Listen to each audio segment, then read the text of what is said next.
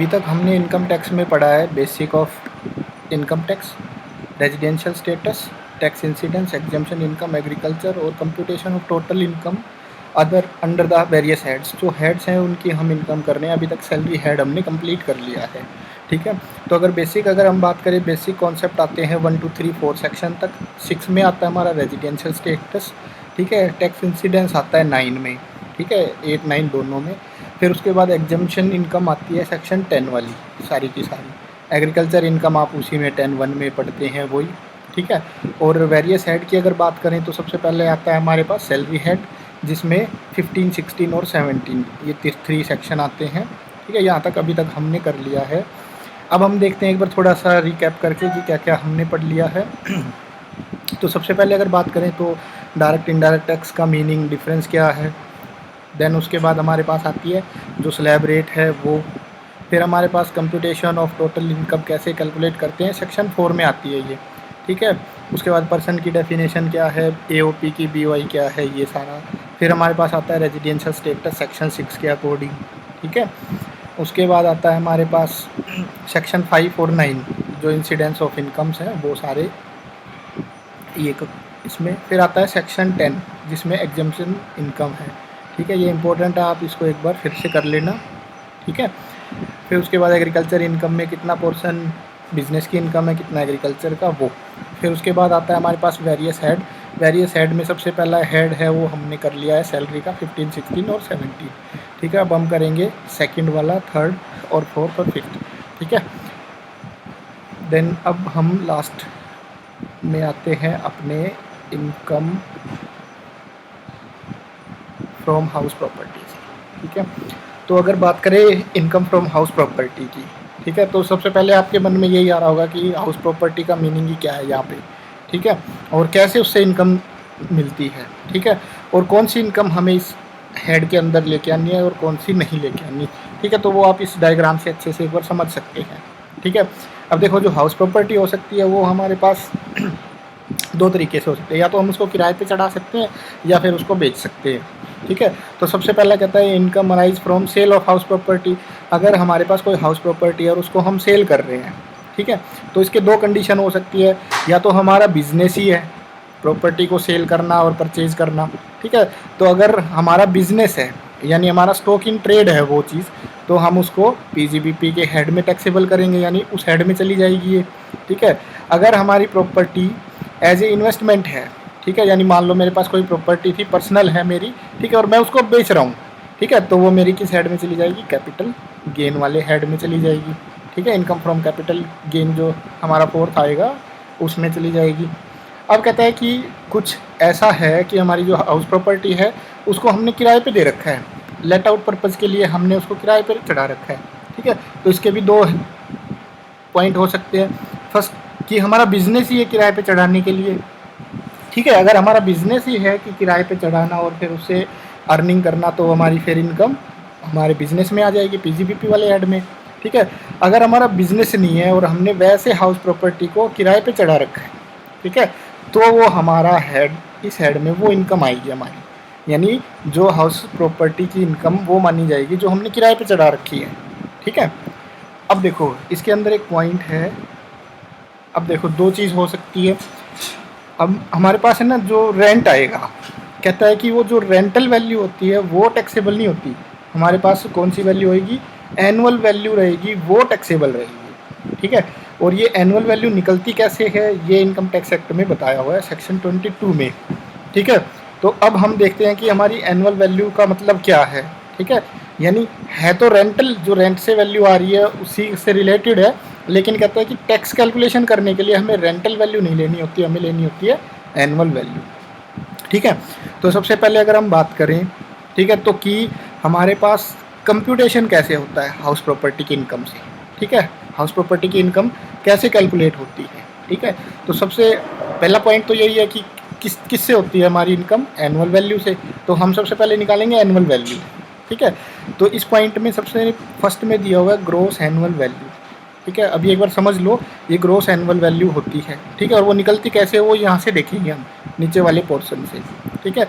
तो सबसे पहला पॉइंट हमारा ग्रॉस एनुअल वैल्यू है, यहाँ पे लिख देंगे, माइनस करेंगे टैक्स, जितने भी म्यूनसिपल टैक्स हैं, ठीक है, म्यूनसिपल कमेटी को अगर हम कोई टैक्स पे कर रहे हैं वो टैक्स, ठीक है। इसमें ना आप बस ध्यान रखना कि कौन सा टैक्स पे होगा, सिर्फ और सिर्फ जो ओनर ने पे किया है, ठीक है, और प्रीवियस ईयर में, और कितना भी किया हो, चाहे पिछले से पिछले साल वाला हो, चाहे एडवांस में कर रहा हो, चाहे एरियर का कर रहा हो, कितना भी टैक्स पे कर रहा हो वो सारा का सारा माइनस करेंगे पिछले वाले में से।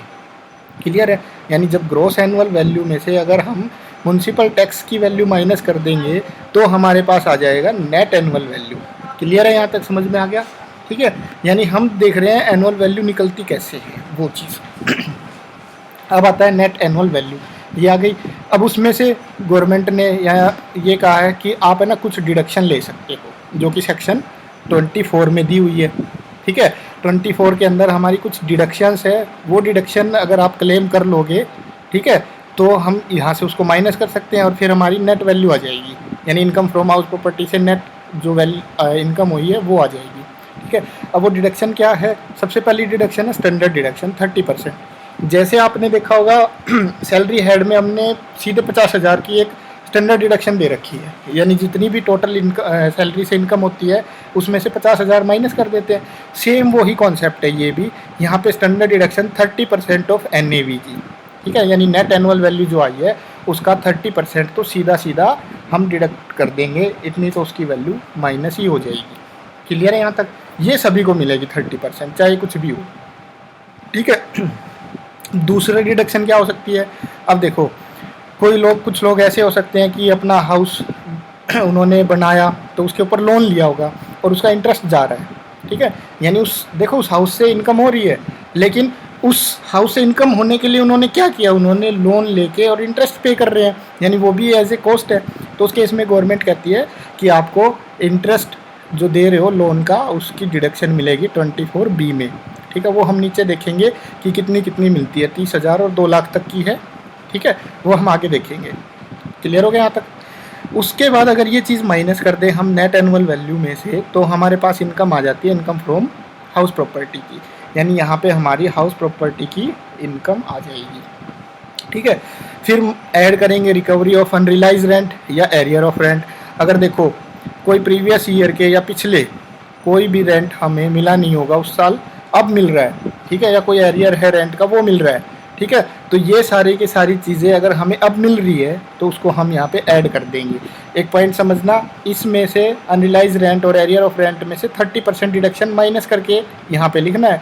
जैसे मान लो 1 लाख रुपये एरियर मिला है, ठीक है, तो 30% की स्टैंडर्ड डिडक्शन हो जाएगी 30,000 रुपये, तो 70,000 रुपये एरियर रेंट यहाँ पे लिखा जाएगा, यानी 70% ही हमारा टैक्सेबल होएगा, उसकी टोटल इनकम में यहाँ पे लिखा जाएगा। क्लियर हो गया? अब आते हैं हम नेक्स्ट पॉइंट पे कि ग्रॉस एनुअल वैल्यू कैसे निकलती है हमारी। ठीक है, ग्रॉस एनुअल वैल्यू कैसे निकालते हैं, यानी ये वाली। ठीक है, ये तो हमने देख लिया, ग्रॉस एनुअल वैल्यू से ही हमारी टोटल इनकम निकलती है, यानी एनुअल वैल्यू पे ही हमारी इनकम निकल के आती है। ठीक है, तो सबसे पहला पॉइंट ये है कि ग्रॉस एनुअल वैल्यू कैसे कैलकुलेशन करते हैं। ठीक है, तो उसके लिए थोड़ा सा समझते हैं हम क्या है। देखो, एक होता है फेयर रेंट, ठीक है, जो नॉर्मली अभी आपने देखा होगा कि हाउस प्रॉपर्टी की जो टोटल इनकम है वो काउंट होती है रेंट बेस पे। ठीक है, यानी जो किराए पे चढ़ा रखी है, लेट आउट में है वो। ठीक है, तो उसमें सबसे पहला पॉइंट आता है फेयर रेंट और म्यूनसिपल वैल्यू। अब देखो, फेयर रेंट जो नॉर्मली डिसाइड होता है, ठीक है, और municipal value municipal committee decide करके रखती है कि भाई इस कॉलोनी का इतना रेंट रहेगा। ठीक है, अब कहता है फेयर रेंट और म्यूनसिपल रेंट, ठीक है, और एक गवर्नमेंट खुद डिसाइड करती है कि स्टैंडर्ड रेंट, कि इससे ज़्यादा रेंट नहीं ले सकते। ठीक है, यानी एक जो हमारे पास फेयर रेंट होता है वो तो नॉर्मली रहता है, म्यूनसिपल डिसाइड करती है, वो हो गया, और एक होता है स्टैंडर्ड की इससे ज़्यादा नहीं हो सकता। क्लियर है? तो अब हमें कैसे करना है, जो फेयर रेंट और म्यूनसिपल रेंट है उन दोनों में से जो ज़्यादा हो, ठीक है, whichever is higher, but क्या होना चाहिए कि स्टैंडर्ड रेंट से वो कम होना चाहिए। ठीक है, यानी फेयर रेंट और म्यूनसिपल रेंट में से जो ज़्यादा लेकिन स्टैंडर्ड रेंट से कम, अगर इन दोनों में से जो ज़्यादा है और स्टैंडर्ड रेंट इनसे कम है तो ये इनमें से वो हो जाएगा। ठीक है, अगर स्टैंडर्ड रेंट कम है और ये दोनों ज़्यादा है तो फिर हम स्टैंडर्ड रेंट ही लेंगे। ठीक है, वो वैल्यू हमारी हो जाएगी एक्सपेक्टेड रेंट। पॉइंट समझ में आया? इन तीनों में से इन दोनों में से जो ज़्यादा लेकिन स्टैंडर्ड रेंट से ज़्यादा नहीं होना चाहिए, वो हमारी बन जाएगी एक्सपेक्टेड वैल्यू या एक्सपेक्टेड रेंट। क्लियर है? अब कंपैरिजन करेंगे एक्सपेक्टेड रेंट का और जो एक्चुअल रेंट हमें मिला है। ठीक है, एक्सपेक्टेड रेंट और एक्चुअल रेंट जो हमें एक्चुअल में मिला है किराएदार से। ठीक है, इन दोनों में से कंपैरिजन करेंगे। ठीक है, इन दोनों में से जो ज़्यादा होएगा वो ही हमारी ग्रॉस एनुअल वैल्यू हो जाएगी। ठीक है, इन दोनों में से जो ज़्यादा होएगा। ठीक है, अभी एक समझते हैं। अब देखो, कुछ कई बार ऐसा भी हो सकता है कि जो हमारा एक्चुअल रेंट है ना, वो एक्सपेक्टेड रेंट से कम हो सकता है। क्यों कम हो सकता है? या तो हमें किराया मिला ही नहीं, या हमारा खाली रहा मकान। मान लो हमारा पूरे साल किराए पे नहीं रहा, हमारे 6 महीने किराए पे रहे और 6 महीने खाली रहा। ठीक है, उस केस में एक्चुअल रेंट कम आ जाएगा, ये ज़्यादा आएगा, तो हम ज़्यादा वाला ये नहीं ले सकते। क्लियर है? ठीक है, तो इसके दो केस निकल के आते हैं। अगर एक्चुअल रेंट ज़्यादा है एक्सपेक्टेड रेंट से, तो एक्चुअल रेंट है वो ही हमारी ग्रॉस एनुअल वैल्यू हो जाएगी। ठीक है, मैंने कहा इन दोनों में से जो ज़्यादा रहेगी वो ही ग्रॉस एनुअल वैल्यू है। ठीक है, फिर कहता है कि जो एक्चुअल रेंट है ना वो कम हो ईआर से, यानी एक्सपेक्टेड रेंट से। तो इसके पीछे की कंडीशन होती है फिर। ठीक है, ऐसा क्यों हुआ? ठीक है, अगर कहता है कि ऐसा वैकेंसी की वजह से हुआ, यानी घर खाली पड़ा था उसकी वजह से एआर कम आया एक्सपेक्टेड से। ठीक है, तो फिर कहता है कि जो एआर है ना एक्चुअल रेंट, वो ही हमारी ग्रॉस एनुअल वैल्यू बन जाएगी। अगर वैकेंसी की वजह से खाली रहा हमारा मकान, तो एआर ही हमारी ग्रॉस एनुअल वैल्यू होएगी। ठीक है, अगर कहता है कि एआर अदर कोई रीजन से आ रहा है, तो हमारी ईआर ही ग्रॉस एनुअल वैल्यू होएगी, यानी एक्सपेक्टेड रेंट ही ग्रॉस वैल्यू रहेगी। ठीक है, एक बार यहाँ से थोड़ा सा समझ के देख सकते हैं, ये केस है, इनमें आपको थोड़ा सा समझ में आ जाएगा। ठीक है, इससे पहले है ना हम एक क्वेश्चन करके देखते हैं, ये रहा। ठीक है, जो पिछली बार आया हुआ है जून 19 में। ठीक है, following are the information house property में देखो सबसे पहले दिया हुआ म्युनिसिपल वैल्यू और फेयर वैल्यू। ठीक है, तो अभी हमने देखा था म्युनिसिपल वैल्यू और फेयर वैल्यू में से जो ज़्यादा हो। अब देखो म्युनिसिपल वैल्यू और फेयर वैल्यू में से जो ज़्यादा हो। ठीक है, अब इन दोनों में से ज़्यादा कौन सा? ये 5 लाख। ठीक है, यहाँ तक 5 लाख हो गया, लेकिन कंडीशन दूसरी क्या फिर? बट स्टैंडर्ड रेंट से ज़्यादा नहीं होना चाहिए। अब देखो स्टैंडर्ड रेंट कितना दे रखा? 4,80,000। क्लियर है? अब इन दोनों में से ज़्यादा तो 5 लाख है, लेकिन स्टैंडर्ड रेंट से ज़्यादा नहीं हो सकता, इसलिए स्टैंडर्ड रेंट ही हमारा क्या हो जाएगा? Expected rent. पॉइंट समझ में आ गया? ठीक है, इस कंडीशन के हिसाब से स्टैंडर्ड रेंट कम है तो एक्सपेक्टेड रेंट स्टैंडर्ड रेंट ही बन जाएगा। क्लियर है? अब हम कंपैरिजन करेंगे एक्सपेक्टेड और एक्चुअल में। तो हमारे पास एक्चुअल कितना है? 4,20,000। ठीक है, अब देखो 4,80,000 में से और 4,20,000 में से जो सबसे ज़्यादा है, ठीक है, जो सबसे ज़्यादा है वो हमारी ग्रॉस एनुअल वैल्यू हो जाएगी। अब ग्रॉस एनुअल वैल्यू कितनी बन जाएगी? इन दोनों में से जो ज़्यादा 4,80,000, तो हमारा ए आंसर आ जाएगा। क्लियर है? यहाँ तक क्लियर हो गया? ओके, अब ये दो केस मैंने आप लोगों के लिए छोड़े हैं। ठीक है, वीडियो को एक बार रोक के आप इनमें अपनी मर्ज़ी से कोई भी पॉइंट, कोई भी कितने भी नंबर आप भर के एक बार देख लेना, चेक कर लेना कि उसकी ग्रॉस एनुअल वैल्यू कैसे आती है। ठीक है, जैसे ये क्वेश्चन किया है सेम ऐसे ही आप अपनी मर्ज़ी से कोई भी वैल्यू बना लेना और वो वैल्यू बना के एक बार यहाँ पे रख के देख लेना। ये क्वेश्चन आया हुआ है, ठीक है, हर बार ही आता है, लगभग 90% चांस होते हैं कि इसी में से क्वेश्चन बनता है। ठीक है, तो आप इनमें दोनों केस में एक बार उसको फिट करके एक बार रख के फिर वैल्यू निकाल के देख लेना प्रैक्टिस के लिए। क्लियर हो गया यहाँ तक? अब हम बात करते हैं ये इस वाले कॉन्सेप्ट की। ठीक है, वैकेंसी की वजह से अगर ऐसा हो रहा है।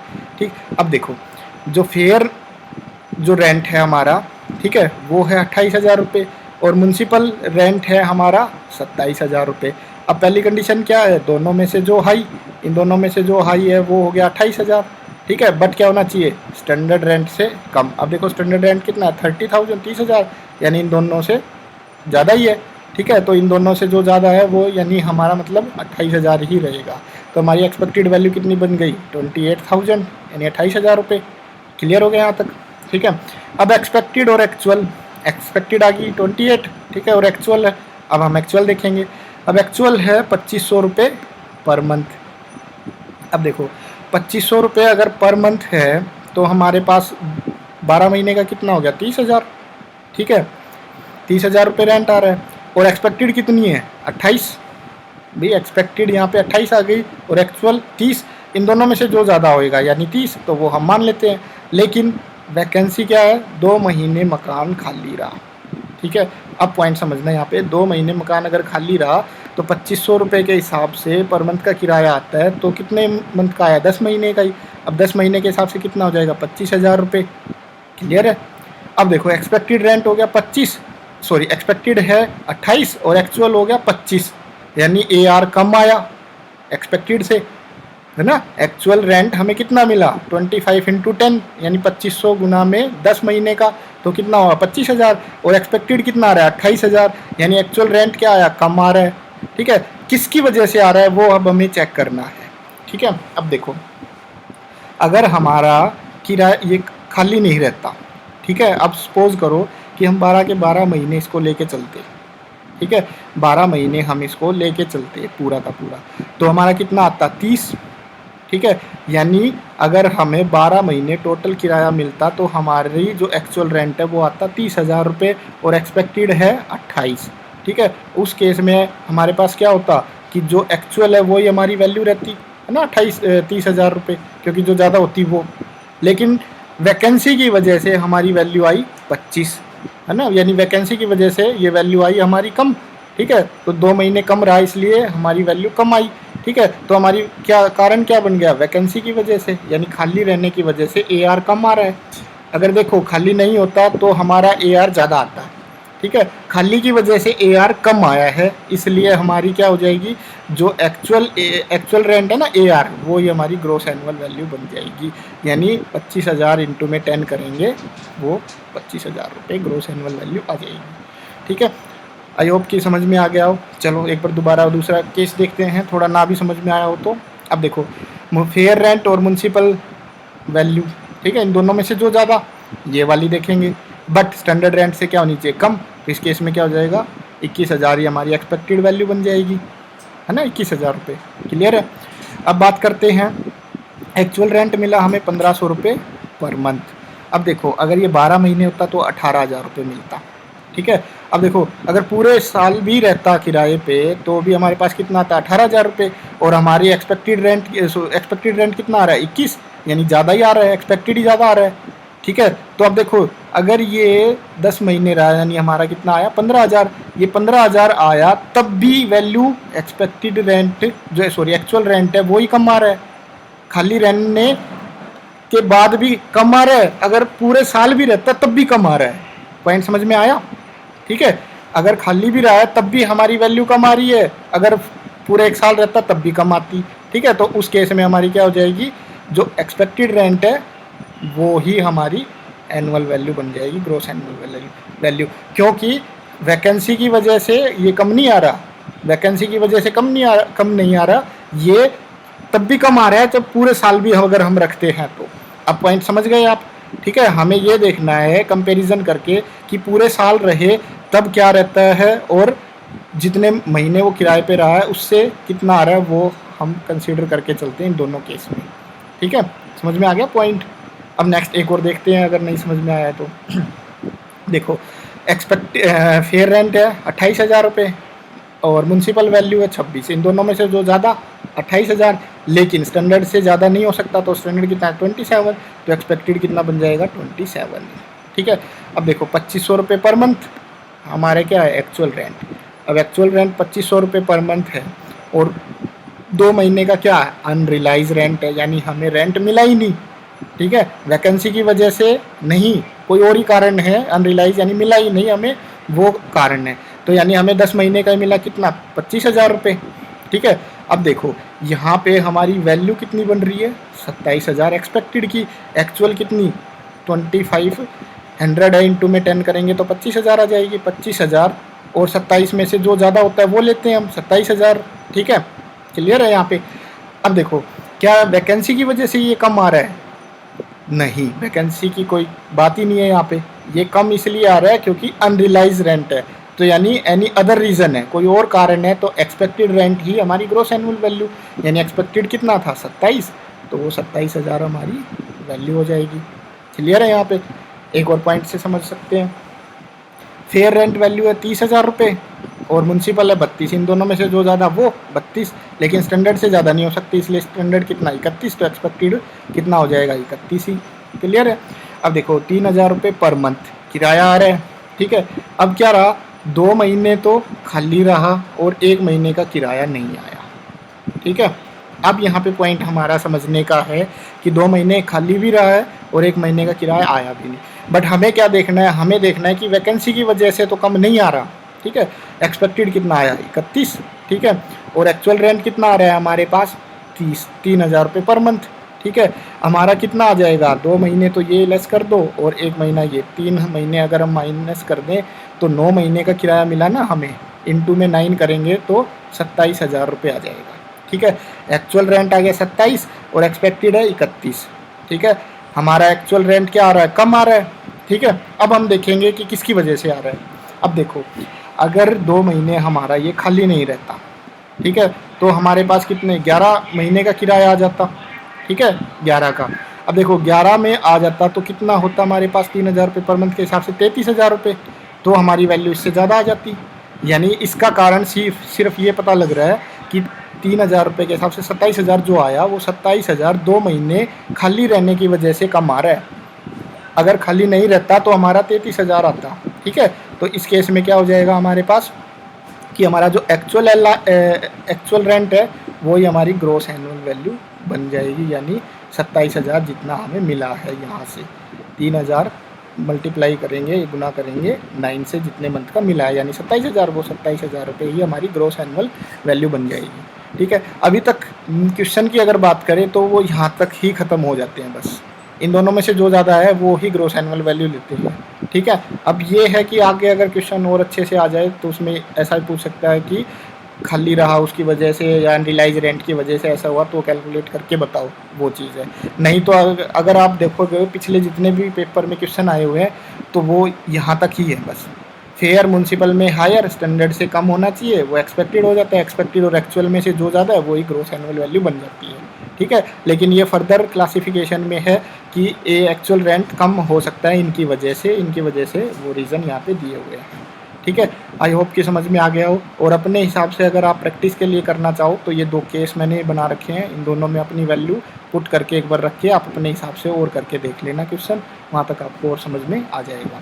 अब नेक्स्ट हम बात करते हैं जो ग्रॉस एनुअल वैल्यू है इन केस के अंदर। ठीक है। उनकी वैल्यू मानी जाएगी नील, यानी 0। ठीक है।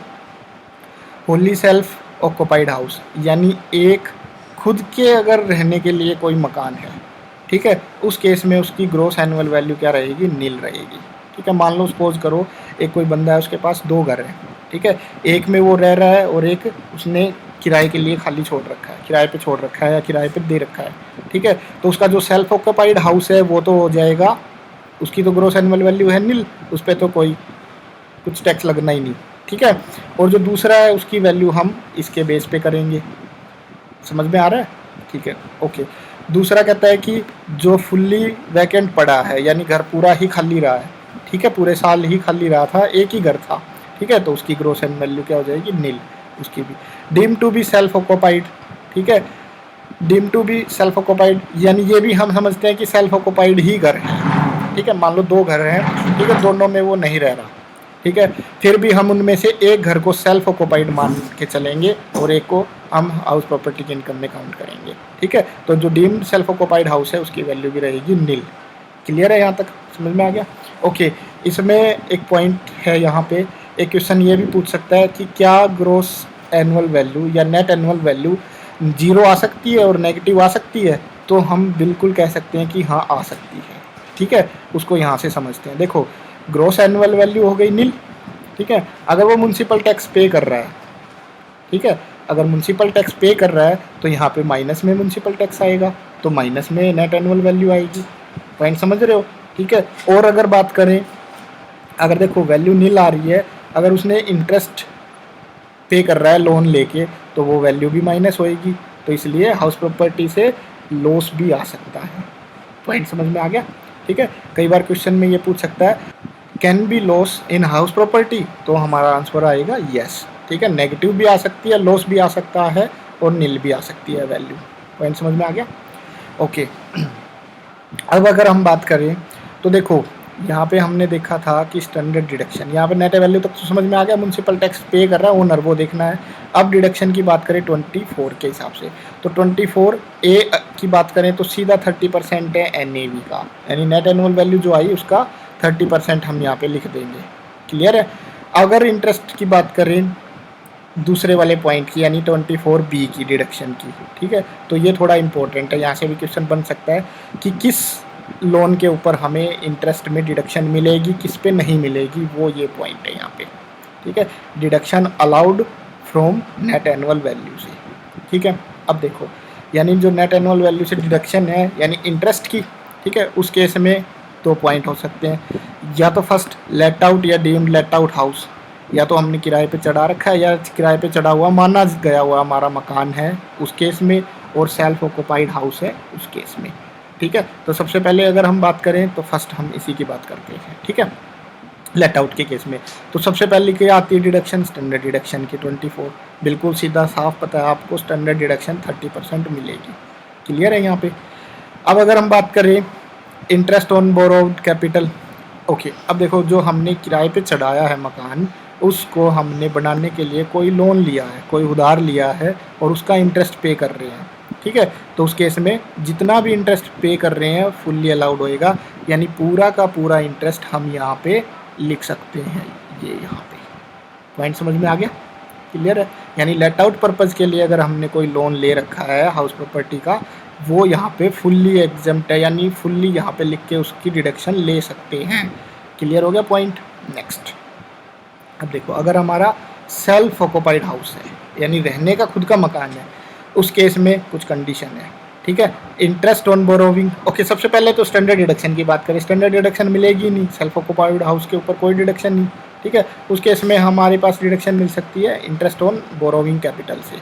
ठीक है, अब देखो इंटरेस्ट ऑन बोरोविंग कैपिटल यानी खुद का बनाया हुआ मकान है, उस जिसमें हम रह रहे हैं, उसका अगर हमने लोन पे कोई लोन लिया था उसको बनाने के लिए वो चीज़। ठीक है, अब कहता है कि इसकी कंडीशन है। ठीक है, बात करते हैं फर्स्ट, कहता है कि आपने लोन लिया है रिपेयर के लिए, रिनोवल के लिए, रिकंस्ट्रक्शन के लिए, यानी जो हाउस प्रॉपर्टी है उसके रिकंस्ट्रक्शन के लिए, रिनोवल के लिए, रिपेयर के लिए अगर आपने लोन लिया है तो मैक्सिमम 30,000 रुपये तक आप डिडक्शन क्लेम कर सकते हैं। पॉइंट समझ में आया। मान लो किसी का खुद का मकान था और उसने 30 लाख 40 लाख का लोन ले लिया। ठीक है, 10% के रेट के हिसाब से।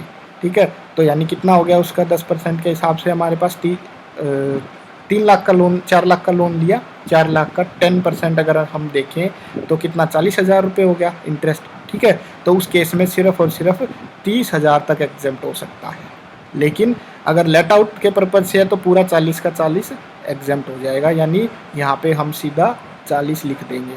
ठीक है, लेट आउट के पर्पज़ से लिया हुआ है तो। अगर रिनोवल रिकंस्ट्रक्शन के हिसाब से लिया हुआ है तो सिर्फ और सिर्फ कितना लिखेंगे 30,000। पॉइंट समझ में आ गया। ठीक है, यानी 30,000 तक की ही डिडक्शन मिलेगी। नेक्स्ट, फिर कहता है कि अगर आपने लोन ले रखा है एक्विजिशन यानी परचेज के या कंस्ट्रक्शन बनाने के लिए, ठीक है, या तो परचेज करने के पर्पज़ से लिया है या कंस्ट्रक्शन करने के पर्पज़ से लिया है लोन। ठीक है, तो उसमें फिर 2 कंडीशन आती है। कहता है कि अगर लोन आपने लिया है 1/4/99 से पहले तो 30,000 तक की ही डिडक्शन मिलेगी। अगर उसके बाद लिया है, ठीक है, उसके बाद लिया है 99 के बाद, फिर हम देखेंगे कि क्या कंस्ट्रक्शन कंप्लीट हो गई 5 साल के अंदर। ठीक है, अगर 5 साल के अंदर कंप्लीट नहीं हुई है तो 30,000 तक का मिलेगा। अगर 5 साल के अंदर कंप्लीट हो गई है तो 2 लाख तक का आपको इंटरेस्ट के ऊपर डिडक्शन मिल जाएगा। पॉइंट समझ में आया। ओके, एक बार फिर मैं दोबारा से बता देता हूँ कि जो इंटरेस्ट है, जो हमने मकान बनाने के लिए जो लोन लिया था उसके ऊपर इंटरेस्ट है, उस इंटरेस्ट की डिडक्शन के बारे में बात कर रहे हैं यहाँ पे। कहता है रिन्यूअल और रिपेयर के केस में तो सिर्फ 30,000 है। ठीक है, अगर आपने कंस्ट्रक्शन और परचेज के लिए लिया है तो फिर कहता है कि 99 से पहले खरीदा है तो 30,000 तक की डिडक्शन मिलेगी। उसके बाद खरीदा है तो हम ये देखेंगे कि कब आपने कंस्ट्रक्ट करवाया है। ठीक है, यानी कंस्ट्रक्शन कंप्लीट कब हुआ है। अगर 5 साल के अंदर हो गया तो 30,000 तक की मिलेगी। अगर 5 साल के बाद किया है, ठीक है, तो हम 30,000 तक ही देंगे। 5 साल के अंदर अगर करवा लिया है तो 2 लाख तक की डिडक्शन मिल सकती है। क्लियर है। तो मोटा मोटा अगर हम देखें तो हमारे पास सिंपल सी ये बात है कि 30,000 के लिए सिर्फ ये 3 कंडीशन है। ठीक है, पहली कंडीशन क्या कि रिपेयर के लिए लिया गया हो, कंस्ट्रक्शन के लिए गया हो तो 30,000 की मिलेगी। 99 से पहले का है तो 30,000 तक की मिलेगी, और 5 साल के अंदर अगर नहीं करवाया तो 30 तक मिलेगी, और उसके अलावा जितने भी केस हैं उनके लिए 2 लाख की है। पॉइंट समझ में आ गया यहाँ तक? ठीक है, ये है हमारी डिडक्शन। ठीक, आई होप कि आपको ये समझ में आ गया होगा। बस ये ही है हाउस प्रॉपर्टी के जो इम्पोर्टेंट पॉइंट है वो। ठीक है, क्वेश्चन यहीं से निकल के आएगा, कहीं ना कहीं से हाउस प्रॉपर्टी से अगर क्वेश्चन आएगा तो इनसे बाहर बिल्कुल भी नहीं आएगा। पॉइंट ठीक है, क्लियर हो गया? क्वेश्चन हमारे पास सिर्फ एक ही आया है अगर हम बात करें हाउस प्रॉपर्टी की, तो जून 19 में। अब दिसंबर में आया नहीं, तो अब जब एग्ज़ाम होगा तो उसके अंदर हो सकता है कि एक हाउस प्रॉपर्टी का क्वेश्चन ज़रूर आएगा। ठीक है, और वो हाउस प्रॉपर्टी का क्वेश्चन इन्हीं पॉइंटों में से आ जाएगा डेफिनेटली। क्लियर है? अब हम नेक्स्ट हमारा हेड करेंगे पीजीबीपी वाला। ठीक है,